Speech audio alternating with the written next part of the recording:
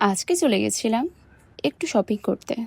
জানি জানি সবাই তোমরা শপিং সেরে ফেলেছো, হয়তোবা অনেকে এখনো শুরু করনি। তো আমি ভাবলাম একটু যখন ফ্রি সময় পেয়েছি তাহলে একটু দেখি কেমন লাগে।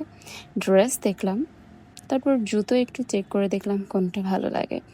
তবে আমার মনে হচ্ছিল কি, মানে যাই দেখি মনে হচ্ছিল কেমন যেন ভালো লাগছে না আজকে কিছুই। ব্যাগ দেখেছি, এটা একটু ভালো লেগেছে। তো যেটা ভালো লাগলো সেটা ভাবলাম নিয়ে নেই।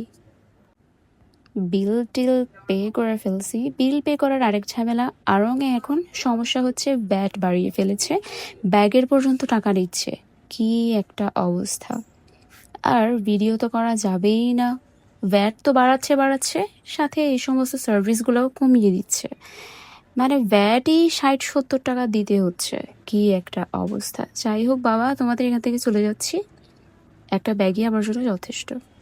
একটু খাওয়া দাওয়া করলাম, হালকা নাস্তা আর কি, একটু কফি টফি এগুলো। তো ভাবছি বাবা, এবারের পুজোর শপিং একটু বুদ্ধি করেই করব। মানে ব্যবসায়ীগুলো যেন একেবারে চুষিয়ে খেয়ে ফেলতে চায়। যাই হোক, তোমরা ওয়াইসলি শপিং করো। বাই।